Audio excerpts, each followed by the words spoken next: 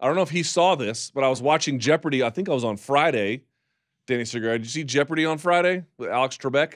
I don't have cable, man. You don't have cable? No. Well, they had Colombia. They had Colombia as a category. Yeah. Dude, the questions were so easy. What were some of the questions? Like, for example, let's see. So there was obviously, there's 5 questions, easiest to hardest. Yeah. Easiest was Tekindama? Yeah. The waterfall, which I've been there, by the way. It's the filthiest thing in the world. It's disgusting. It's awful. Yeah. But it was saying it comes from a river that shares its name with the capital of the country, Bogota. Sofia Vergara, they showed a picture of her basically asking, who is she? Then they showed a picture of Gabriel Garcia Marquez asking, who is he? And they even mentioned 100 Years of Solitude. Great book. Amazing. One of the best books of the 20th century. Very hard to read. Very hard. Yeah, and I wonder if the English translation I got was any good, but... I haven't read the English one, but in Spanish is like, tough. There's words that are just ancient. Yeah. Just because Spanish is a real old language, and you just have to go back and read it again. Yeah. Man. Yeah. Then they were like, what country borders Colombia on the, if you're looking at a map on the right side, Venezuela, obviously. And then the last one, it was hilarious. They were talking about, they're like, this walled city on the coast, blah, blah, blah, blah, blah. And they showed a picture of Cartagena. Yeah. And, I've been there a million times. I went there for vacation last year. They showed the bar. Have you been to Cartagena recently? No. So there's this bar, Cafe Del Mar, which sits right on top of the walls, right next to the ocean. I've heard about it. Bro, I got hammered up there big time, 2 or 3 times. No. Colombia? No, I had, what was I having up there? I forget. I bought a bottle of something. But they showed Cafe Del Mar. And I was like, how could I not know this? Your boy's gotten hammered there. So I got him. It was easy. I ran the table. Yeah.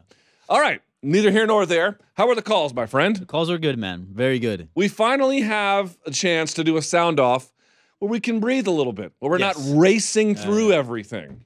Yeah, so I'm excited about that. We got tons of calls, and I got to get some of the calls that were evergreen leftover from last episode. Perfect. So we might have time to touch those. All right. Well, you go first, my friend. Hit us. All right. Hit us up with the questions. Let's talk about the scoring of the main event of UFC 236. Khabib Nurmagomedov had an interesting take on that event, and the caller had a question about that. So let's address it. Hey, guys. This is Ryan from L.A. Wow, that Holloway-Poirier fight was awesome. Khabib said he scored the fight a draw. I thought it was pretty clear that Poirier had it at least 3-2 rounds. Do you guys think that it was a draw or that it was close? Or do you think Khabib is still trying to keep the possibility of having a super fight with Max Holloway? All right, thank you, guys. Keep up your good work. Always look forward to your show on Mondays. Okay. How'd you score it, first of all? Draw? No. I think I had Poirier winning pretty easily. I didn't do, so I was scoring the round by round on Gastelum and Adesanya, but after that experience, I was kind of not checked out, but I was a little like, eh. So I wasn't scoring it, but it just appeared to me when the fight was over that I think you could probably give a round, maybe 2 to Holloway, but I think you could, it's probably 3 rounds to 2 just on that level. And there might be some 10-8s in there. Yes. Because here's the difference. I actually went and looked at the striking totals today on the train ride up. Max outstruck him in a couple of rounds numerically. Yeah. But the quality of the punches. It wasn't the same. So I was saying this, dude. Max was like pop, pop, pop, pop, and they're landing, man. Like he can overwhelm you like that. Poirier admitted it. Yeah. But when Poirier would land, he would. Poirier had the RPG. Like he was. Dude, he was. I'm being dead serious. He was moving, hard, Max. dude, yeah. Max looked like he was in a car crash. His body would flail from the power. Yeah. Max just couldn't compete with that. He could do a lot of other things to compete with, not that. Yeah. I had it 49-46 Poirier, and I think I scored I'm pretty sure I scored a 1 round 10-8. I think it might have been like the second. There was a 1 round where he was really touched up and like he buckled a few times. But he didn't get knocked down. But dude, yeah, can we say this real quickly? Yeah, go for it. Unreal toughness for Max Holloway. Dude, there was mad toughness in that whole card. Just, dude, I was thinking about it, man. That main and co-main, I haven't seen. You want to talk about 2 guys? Here's the thing: no one's being like, okay, but they're not the real champ, right? Because you're like, all right, well, maybe Khabib's the real champ, or maybe Whitaker's the real champ for whatever that's worth. But those 2 guys, whatever they got out of that, they earned. Yeah. They earned that. Yeah. Real quickly, let me pull up these numbers here. This is from Fight Metric. And again, numerical totals, Danny, not absolute totals. Numerical totals, Max Holloway got barely outstruck. No, that's not quite true. A little bit outstruck in the first round. Same in the second. Outstruck him in the third. Outstruck him in the fourth. And then got outstruck in the fifth. So you could maybe give third and fourth maybe to Holloway. And again, that's not quality of punches. But even the rounds where it's close. I think third was definitely Holloway's strongest. In fact, when it hit at the end of the third, like there was I remember I tweeted something like, okay, yeah, Poirier is up, clearly. But there's also a clear momentum shift. Like Max Holloway started, really putting it on Poirier. And you saw Poirier start wrestling a little more, which can be a bad sign. Not always. But, it certainly, he didn't want a whole lot to do with the striking. So he started, engaging in the grappling. Here's a question you should keep in mind. I've watched a lot of tape on Max, and I've watched a lot of tape on, not Dustin actually, but Max. He heats up over fights. Remember we went over that with the Hagler comparisons? Now here's where he's not like Hagler. The power was just not the same up a weight class. But in his native weight class, it's pretty good. Here's my point. Remember I told you how he heats up? Round over round over round over round over round. So here we go. Max Holloway landed 30 in the first, 32 in the second, 53 in the third. So now you're like, okay, here we go. Here's the problem. 42 in the fourth, 24 in the fifth. It looked to me like he peaked in the third and then dropped off. And it looks to me like that third and fourth round, that is the Max Holloway sweet spot. Not saying he can't heat up to the fifth, but there might be reason to believe that's where he really does his best work. And if you can survive that, you might have a chance at a rebound. Yeah, for sure. All right. Habib, interesting scorecard there, but, nonetheless, I think he was actually giving his thoughts. I don't think he was trying to, as this caller suggested, kind of leave it open for a super fight with Max Holloway. I don't think that was the case. All right. Let's address what would happen if, I'll just play the call. Hey, Luke and Danny, it's Darren calling from Canada. Watching this fight Saturday night, as close as they were, it really got me thinking, what happens in an interim title fight if there's a draw? With the co-main and main being as close as they were, a draw occurring seemed really plausible. I'm assuming that no belt would be awarded, and would that mean that there would likely be a rematch? So we can address other questions. But I didn't think about that. What happens if... Because the fights did go to decision, right? I think I think there were clear winners in my books, but I know some people had, some interesting scorecards. What happens if it ends in a draw? Like, it's not a defending champion. No, there's no belt awarded. That's it. That would literally be like the worst case scenario. That'd be terrible. For the UFC. But that's the risk you run doing these kinds of things, man. Yeah. So, look, it's the risk you run with technically any bout, but. You would at least if you have the title on the line, like you still have a champion at the end. Oh, right, because no one took it from the other one. That's exactly. Right.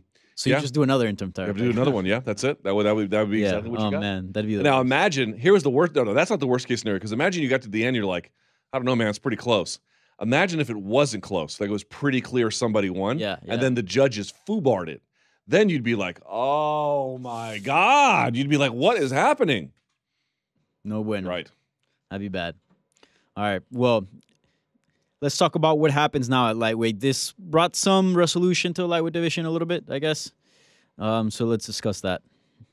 Hey, it's Michael Chastain from Athens, Georgia. Went to the fights last night. Still can't wrap my head around what happened. I'm still coming down from it. But Poirier won the interim belt. Dana says that he's going to fight next against Habib. There's so many other options. MMA fans love the Tony Habib matchup. Corner 2 could make more money than the first one. Gaethje's right there. If you were Dana White, how would you set up the next half of this year to kind of lay out the top 5 and thin things out and straighten it out better? Thanks for taking my question. Love your show. By the way, you ever been to Athens, Georgia? No, I have not. 2 best cities in Georgia. The 3 best. Yeah. 1, wherever Jed Meshew is not. 2, Athens. 3, Savannah. Those are your 3 best cities. Athens is amazing. It's an amazing. I gotta go. All right, this is more your kind of thing. You love to strategize and plan. I hear you. So let's see what you got. What do you think? All right, well, the thing is, the whole division is a mess. So whatever route you go, you're going to end up, by default, you're going to have to screw somebody over. So I just want to state that out. There's no getting around to that.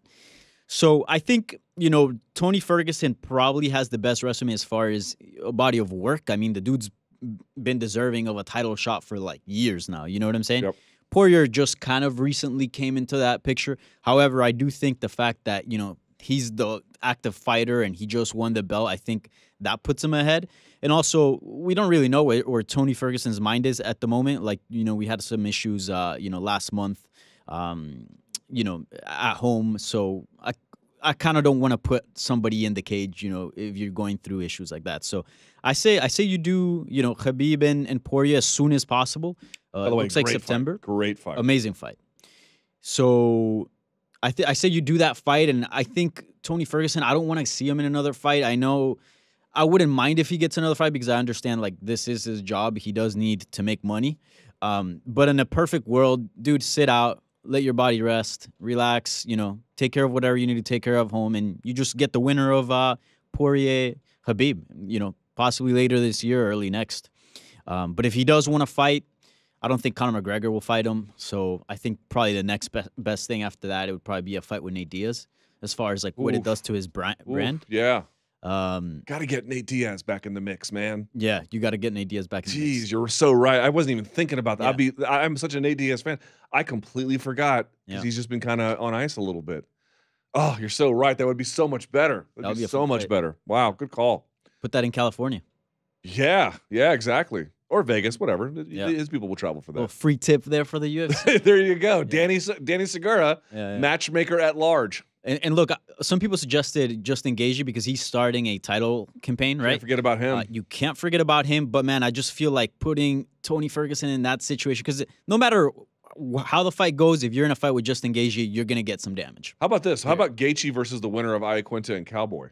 Yeah, I'm about that too. Yeah. Iaquinta, Gaethje, sign me up. Bro. Yeah. That would be tremendo. Yeah. Tremendo. But I would like to get, and also, Conor's been claiming for a rematch. Bruh. Nah. I don't want to see that. I have no interest. Competitive-wise, like competition-wise, it doesn't interest me. I don't think his performance granted a rematch. And also getting it by being awful about someone's religion or married ones. It's like, if we're going to reward rematches based off of that, I might just check out from this business. It's I also gross. I'm not down to see that build up. Like, people are like, it's BS, you tune in. Obviously, it's my job, but like, man, it just got ugly, man. I just wasn't it. I mean, look, rivalries sell, and they're good for the sport. Yes. But I'm just saying, not generally, but for one night, we got Adesanya and Gastelum. Had a little bit of back and forth, but not much. But then you had Poirier and you had Holloway, and again, I'm not telling you can rely on that level of sales to boost your business. But what I am saying is, wasn't it a nice respite from your mom is this and your, whatever? It was so refreshing, man. And they all still got after it.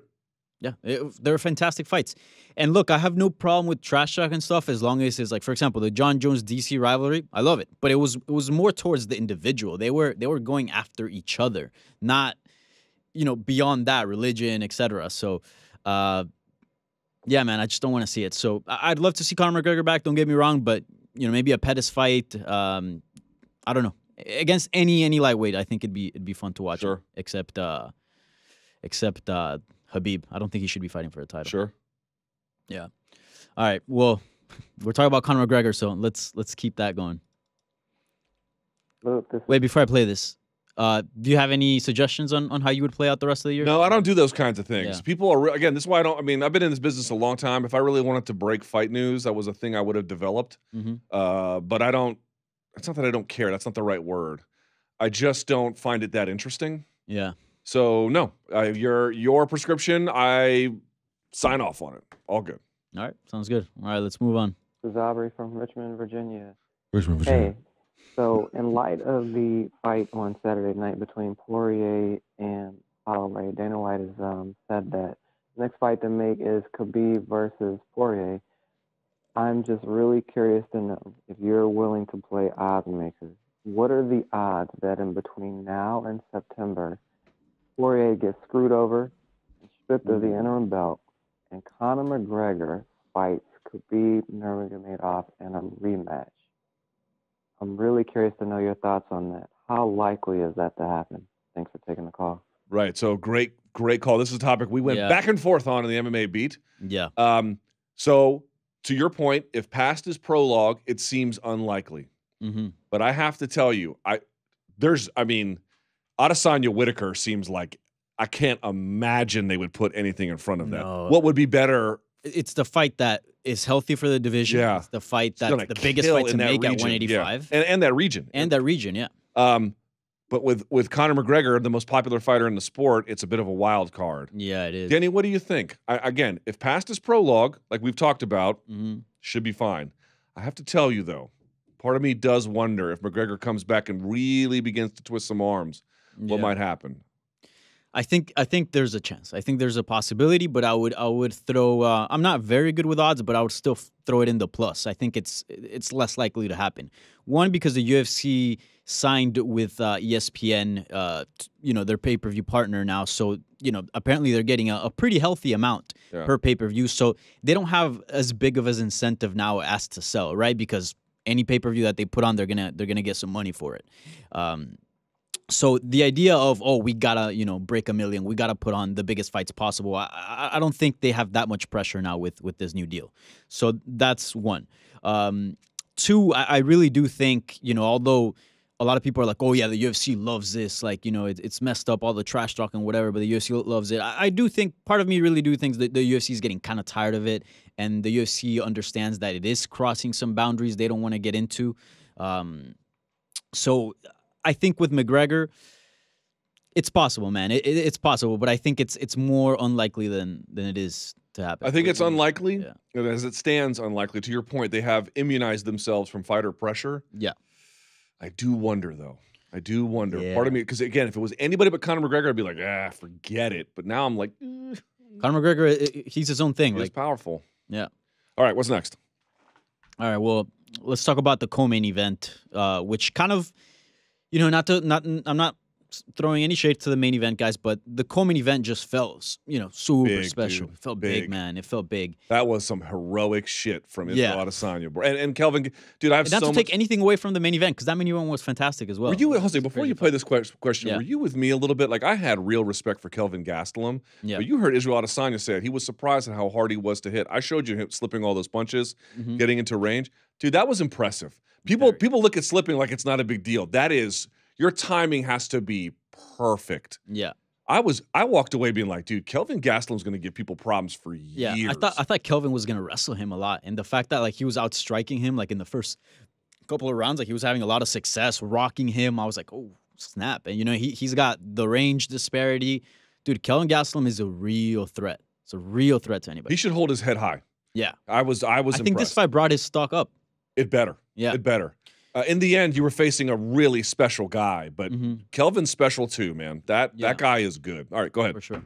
All right, let's do this. Hey, Luke. Walter from New Jersey. Just a quick question about Israel Adesanya and Gastelum.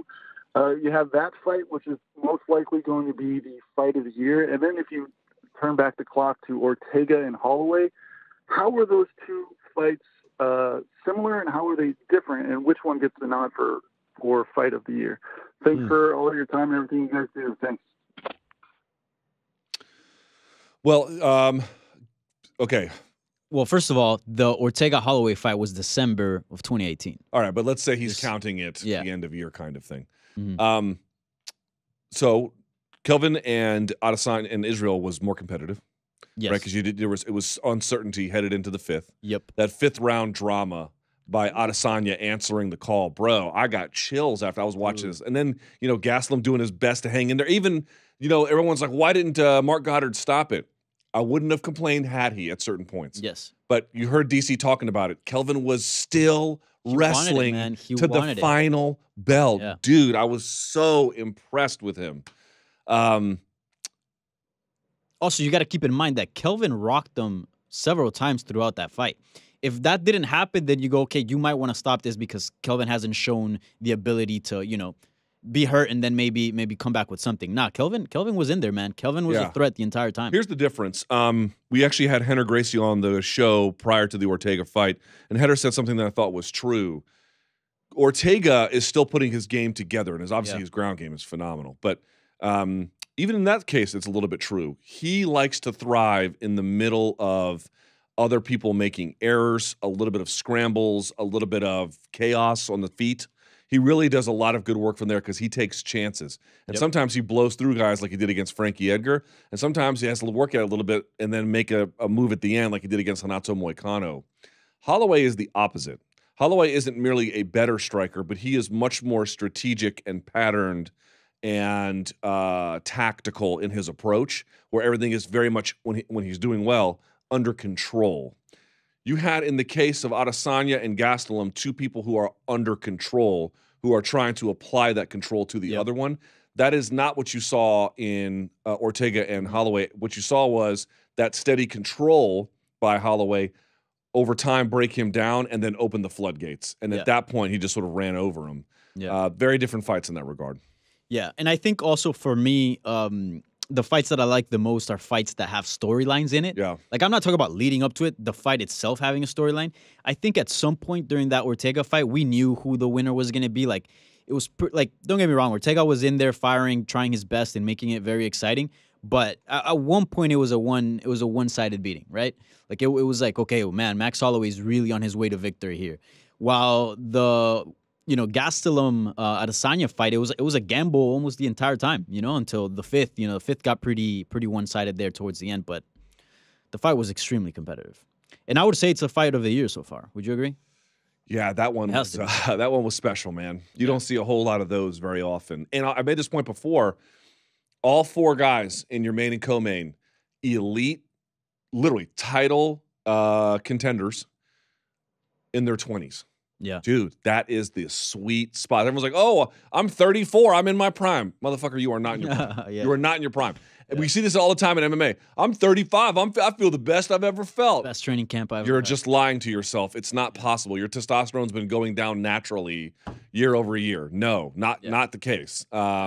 But these guys, they're all in that perfect stage of development and clarity and skill. Yeah. All right. Amazing fight. I watched it again on the train, and I was like, geez, man. Getting pumped? Yeah. Yeah.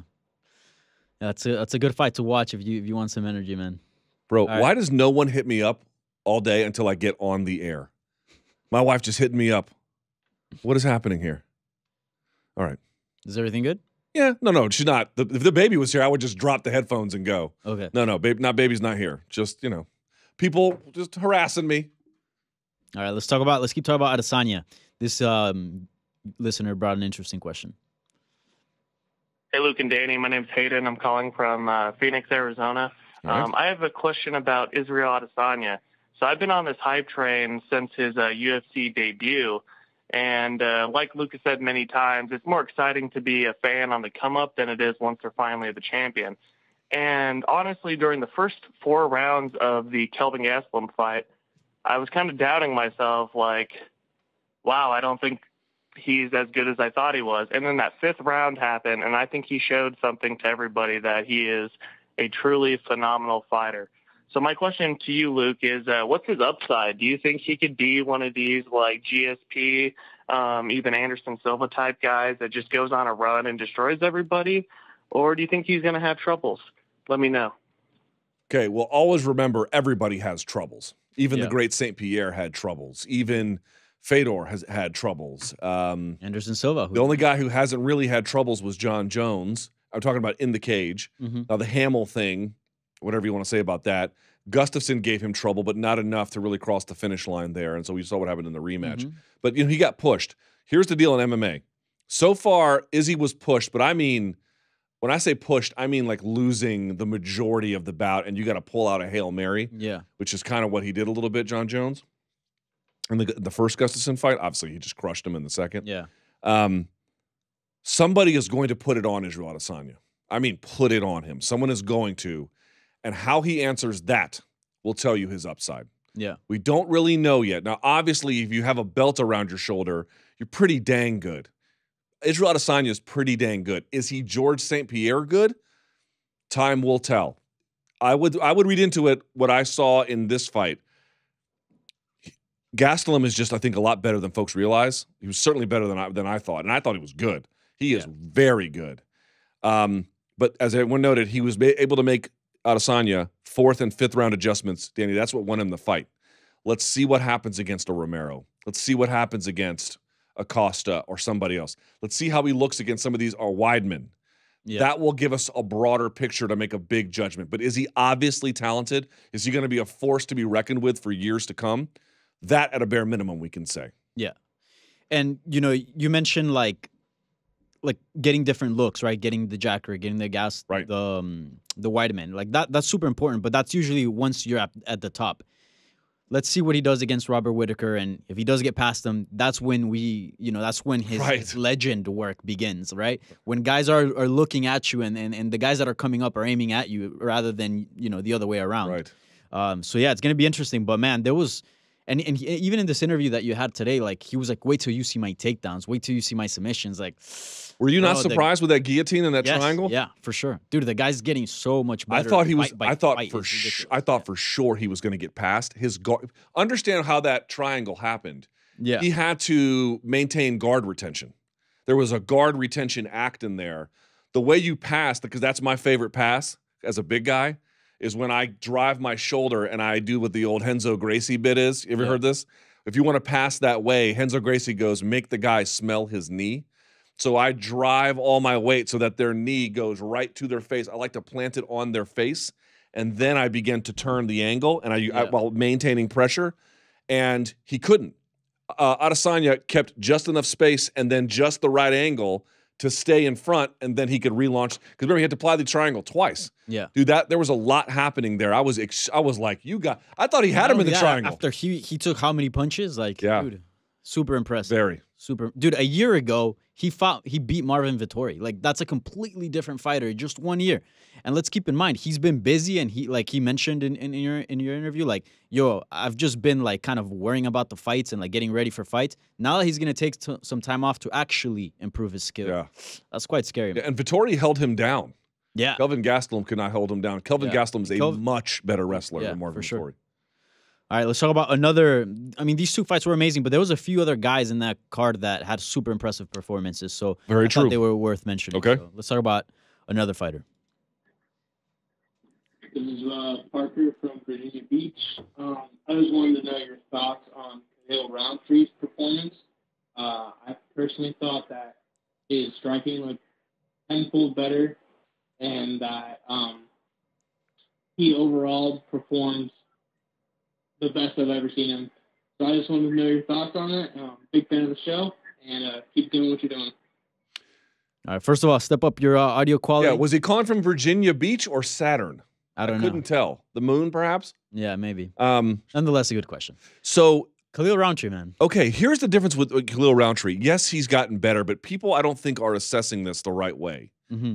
Yes, Khalil Roundtree got a lot better. I grant you. But it's not really, did he like majorly change his skills? Yeah. I don't see that as the defining reason why he won that. I want you to flash back 6 years ago. What was the knock on Dustin Poirier at the time? There was two of them.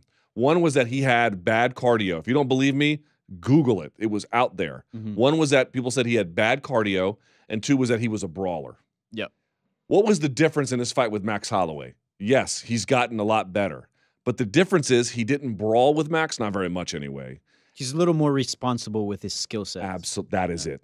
That is it. That was exactly the right word, Danny. Khalil Roundtree has always been a talented striker. And yes, he got better. No doubt about it. But that was a dedicated, disciplined, in your words, responsible management of the fight. Khalil's always been talented, but he's putting it together in terms of an in-fight application of it. Yep. That's the result. This is the guy we saw at LFA tearing people's heads off. Yep. I am so happy to see the result that we saw. Not that I have anything against Eric Anders, but it is nice to see a guy fulfill his potential. Yeah, for sure. And I think also something that's not being talked about enough is it's his cardio. Like you said, like, sure, it's his management and skills. Like, he's always been good, but also, like, once he was in there, like, we've seen him in fights where, like, you know, he's completely gassed out. Now I feel like, I don't know if it's exactly that attributes to being responsible with his cardio, but, like, dude, he was just, because he was having a steady output throughout the entire time. And I think that's key. I don't know what changes in Thailand he made that attribute to that, but yes, some of it is responsibility, but a lot of it is just, I don't know, maybe clean up technique as well. But like, dude, the fact that like he can strike for a long period of time, like 15 minutes, bro. He's going to be a force to be reckoned with. If he keeps that up, because his problem was he would always just go there and just not wildly, but not in terms of managing resources. And using the most of his. He wasn't using the most of his ability against Johnny Walker or whoever else. This time he was applying himself. And you can see what a revelation that is. I'm so happy for him. Yeah, he's really found something in Thailand, and hopefully it keeps improving. It may have just been himself. Fantastic. I mean, yes, skills, but like it may have just been. We saw the. We did, but remember the Thais when they do Thai boxing. If you never watched, you ever like watch Thai boxing, like actual Thai boxing? Yeah. They start slow. They do. And they heat up. That's exactly what you need to slow Roundtree down, because he comes out. He comes out like. You ever see Mad Max Fury Road? The dudes who are spray painting their mouths, Yeah. He comes out like that. He's like, I can't wait to see Valhalla. He's spray painting his mouth, just going berserk. And if he could just be a little more reserved, take a different attitude, look at what he can produce. Amazing. Yeah. Dude, light heavyweight's picking up, man. Slowly but surely, these guys are putting it together, for sure. All right, let's talk about Kelvin a little bit. Hey, it's Josh calling from Milwaukee, Wisconsin.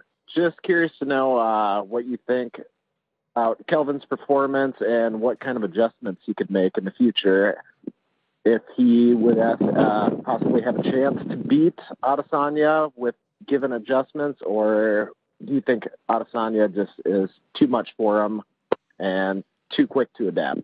Thanks for the call, guys. Take care. I'm not a coach, so I'm utterly ill-equipped, I should say, to be overly, diagnosing problems. I will say one thing that stuck out to me, Danny. Yeah. He would have Adesanya hurt and then go for the takedown. Yeah. That was a backbreaker, man. I wonder if the fight would have been different had he not done that. Now, maybe he was hurt, maybe he was tired, and I don't know what the answer is, but I was just watching it in real time. I'm like, no. Yeah. You have him hurt, man. Polish him off. Yeah, there was a time where like Izzy like fell back against the cage and he immediately like shot and just kind of pressed him when Adesanya was clearly hurt. Yeah. But with that being said, I think it's also not a fair assessment because we've seen him with like a great killer instinct in other fights, like say like the Tim Kennedy fight or like other fights where like he knows he's got somebody hurt and then he starts putting it on them. You can't always be perfect, you know what I'm saying? But something I would like to see him do a little more is wrestle. I think he's got great wrestling. He's displayed that before in his previous fights. And, I think if he mixes it up a little more, I think, it'll open up his striking. Again, I'm not a coach as well, but... One other thing. Remember how he landed the head kick in the third or the fourth? Yeah, that was crazy. Okay, but the reason why he landed it because he hadn't thrown it all the entire round. Exactly. And it just completely fooled a guy like Adesanya, which, by the way... hard to fool a guy like Adesanya. Yeah. I mean, Silva tried to fool him how many times and get nothing. So this is my point about Gastelum. Was like, God damn, that is really good. This is going to sound like a general ignorant statement, but I do wonder, Danny, if slightly upticking the amount of kicks he throws merely as a disguise. You don't have to I have to land this kick. It has to be the kick upon which I win this fight. But just as a general mix, might open up the hands more, might do some more. Just adding, because here's the thing. I'm looking at the things he did well. I don't know how to add much to it, to be honest with you. Yeah, he put on a really good performance. So you got to add other things that he's not doing and then wonder, to your point, I'm saying kicks, you're saying wrestling. He can do them already. Maybe just sharpen them up, add them a little bit more. Yeah, for sure. All right, let's discuss. This was a bit of a hot topic. I'm not really about it, but let's discuss it anyway. All right, I thought it'd be interesting. Hey, guys, it's Ricardo from Toronto. I just got back from the fight. I have a two-part question, so hopefully you can answer them. First of all, wow, Israel had an amazing, inspirational win tonight. He showed amazing heart and the skills of a champion. But first of all, do you guys think that we ever see the John Jones fight come to fruition for him in the near future? Should he beat Rob in his next fight? The guy is incredible, so congratulations to him if he's listening to this. And also, we saw a close fight where Max came up a bit short, and we saw the power difference between him and Dustin. Regardless of the result, I still think there's question marks there. Do you guys really think Dustin is more likely to dethrone Khabib than Max would be should he given that opportunity? I'm just curious on your thoughts on the lightweight title fight to come. Thanks, guys. Take care. Jones Adesanya, dude. I'm about it, but like years down the line. Yeah, not anytime soon. Yeah. John's got business at heavyweight, and Izzy's got business at middleweight. Yeah. Like, come on. Izzy weighed in at 183 pounds. Like, Mm-hmm. people were talking about it like, oh, John would beat him. I'm like, well, John might beat him. John's the most talented fighter I've ever seen. Yep. But also, he's huge. Folks don't realize it. He's a big man. Dude, yeah. And Izzy is not like some small fry, but they're not the same size, even a little bit. So just on that level alone, that's a hard fight to make. And they both have. They're just not on a collision course. Not anytime soon. Yeah. Dude, they both got their hands full in their own weight classes. Yeah. By the way, Israel Adesanya has to fight Robert Whittaker. Like, yeah. like he's some bump in the road, bro. He is ridiculous. So, yeah, I was a little surprised John lashed out the way he did, though. Yeah, same here. I don't know why though. I don't know if there's something behind. I wonder if it was like the Silva goat, you know how Jones and Silva are tight. Yeah. Well, I don't, but they seem to be pretty tight. Yeah, I've seen videos of them being together, and they seem pretty friendly. So I wonder if like beating him and then calling out John was like. But I mean, a lot of guys have beaten Anderson Silva. I don't know. I don't know what to say. I don't know. I was a little bit surprised he went like that hard with it. Also, I think also something. I mean, I don't know this to be true, but what Adesanya said was interesting. Like, oh, John might want me now. Like, sort of acknowledging there's a growth to be had. Yeah. I mean, and it could be a potentially big fight like down the line. Let's say like John Jones just keeps wrecking everybody. 2 years from now, Adesanya, let's say he gets past Whittaker and just wrecks everybody at middleweight. In 2 years, it could be a pretty big fight. So just planting the seeds. You know what I'm saying? Yeah. But right now, no. Yeah, way too early. What was the second part of that question? Dustin's chances against Khabib. Does he have better chances than Max Holloway does? Max in some ways was a worse matchup for Khabib, which is to say the great cardio. I don't know. After watching this fight, I do have questions. Well, hold on. I'm not saying like I'm not saying in every way Max is a worse matchup. I'm saying in some particular ways. First of all, I've been saying this for a while. I'm not saying Dustin Poirier is the same takedown threat as Khabib, but I've been trying to shout out how good Max Holloway's takedown defense is. It is hard to take him down. Very hard to take him down. Yeah. So that's one. Second of all, I don't think that the same kind of power punching, window finding that Poirier was able to stop and hurt Max with, not like stop him in the fight, but like just really slow him down. Yeah. That's not the kind of thing Khabib can do. So to me, the volume at which he could get off would be a big deal. For Poirier, though, he presents somebody who obviously has been facing just about every kind of opponent, has good takedowns himself, or takedown defense, I'm saying, and obviously a much bigger punch, which could be a game changer too. Look, I'll say this. I favor Khabib in that contest. I'm just sort of speaking candidly, but the reality is there's been a lot of guys I thought would win. And I thought Israel, I thought he was probably going to beat Gastelum. I didn't think Gastelum was going to look that way and look at it. And I didn't think Poirier was going to beat Max. Oh, really? And, again, I knew it was close. On the fence about that one. I knew both would be close. Yeah. But I didn't think the first round he would just rough him up that way. Dude, MMA's crazy. So we'll see. It's crazy. I was on the fence that one, but I will say we do little staff picks at the site, and I did pick Poirier to win. Very good. Yeah, very good. I thought he was gonna maybe finish him like the fourth round or something like that. Like I just thought that Poirier would pack the bigger punch, and I mean, Gaethje has crazy output.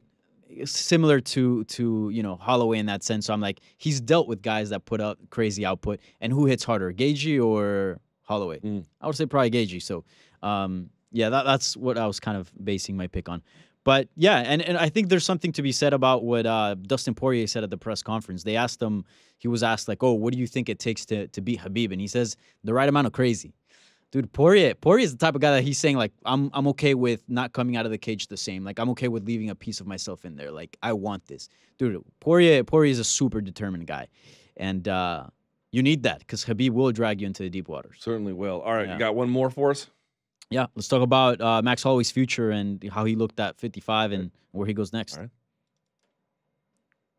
Luke, Danny, how you doing? This is George from New Jersey calling again. So much happened this weekend that I got one more.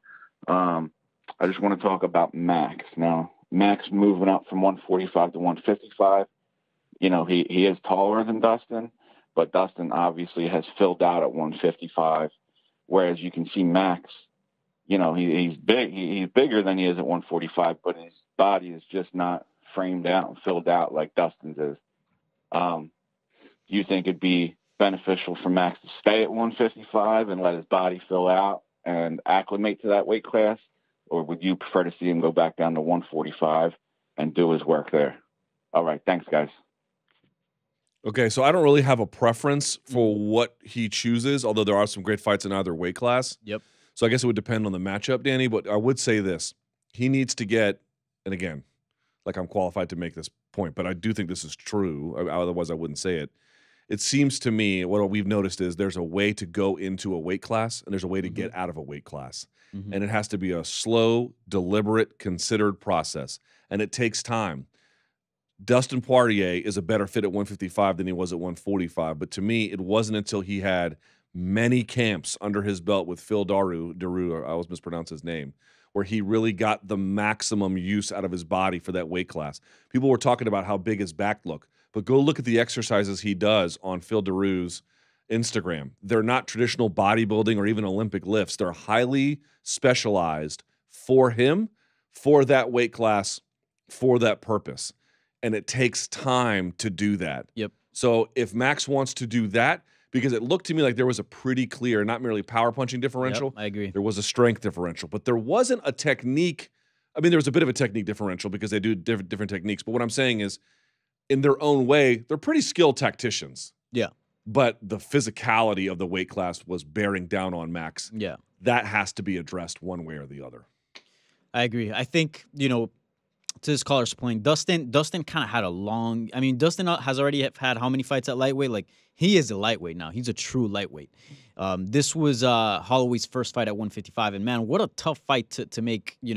A move up, right? You're getting a super tough fight, and yeah, he definitely looked like a 45er at 155. Although he is big at 45, there is a difference between the two. I would like to see Max Holloway go down to 45 just because, he is the champion there, and there are a couple fights left there for him.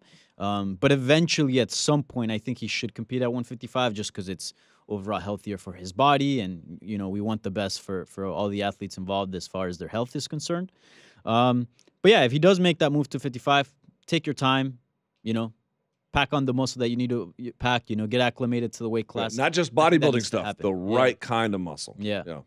And also, you gotta spend a lot of time competing at that way, right? This was the first training camp that Max Holloway competed for 55, right? You got to do that several times for you to start getting, because I'm guessing there with packing a little bit of extra weight, your timing does have to change a little bit, right? Your body does move a little bit. That's why you can't just do it all at once. Exactly. Yeah. It has to be a slow process so you don't lose all the other traits you had. Dude, and GSP has talked about this extensively. Like, he's probably the guy that first brought this to my attention years ago. Like, when they're like, yo, when are you going to move up to 185? Just do a one-off and fight, Anderson Silva. And he was just like, nah, man, this takes time. Like, there's so many things I have to do to prep, so. By the way, I got to tell you, I find it crazy that Luke Rockhold didn't count his calories. Don't you find that wild? I suppose, yeah. Find any weight loss or weight gain expert. Dr. Mike Israetel, Chad Wesley Smith. Let's see. God, I could go. These are two Renaissance periodization guys, but I could go on and on. Like, the number one thing they tell you is to count calories, either to go up or to go down. Yeah, that has to be measured exactly. Now at 205, it's probably less of an issue. But when you were back at middleweight, you weren't counting calories. Like, I don't know. I find that crazy. Yeah, I find that crazy.